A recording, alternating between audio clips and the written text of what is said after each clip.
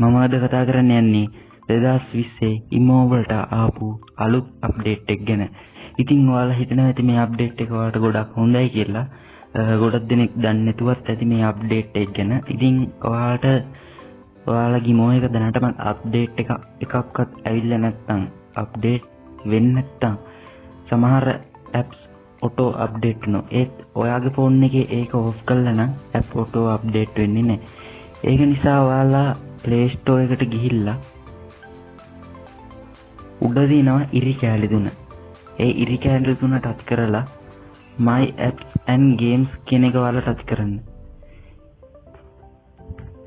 ඒක ටච් කරාට පස්සේ මෙන්න මේ විදිහට app set එක වැටෙනවා මෙතනට. අප්ඩේට් කරන්න තියෙන app ටික වැටෙනවා.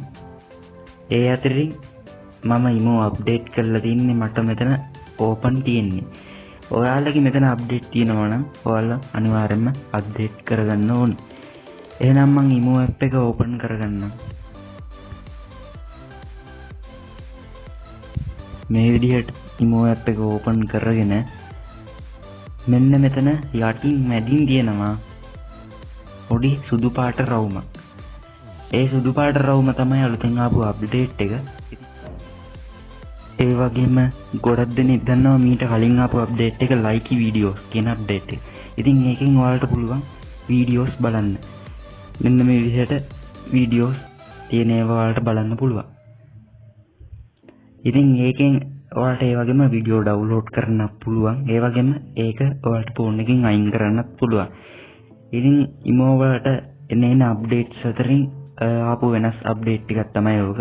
ඉතින් ලයික් කියන app එක ඔයාලගේ ෆෝන් එකේ තියෙනවා නම් ඔයාලට මේක වැදගත් වෙන්නේ නැත්නම් ඔයාලට ඒක අයින් කරගන්නත් පුළුවන් setting වලින්. මෙතන මැද තියෙනවා සුදු පාට බෝලයක්.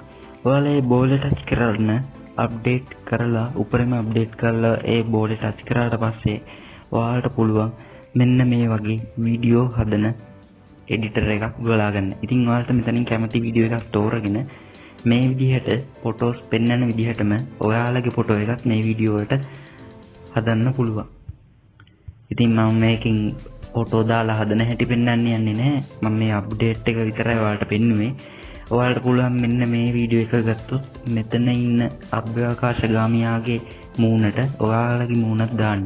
ඒ විදිහට වීඩියෝ එඩිට් කරන්න පුළුවන්. ඉතින් ලයිකි app එකනොත් ඔයාලට මීට වැඩිය හොඳට වීඩියෝ එඩිට් කරන්න පුළුවන්.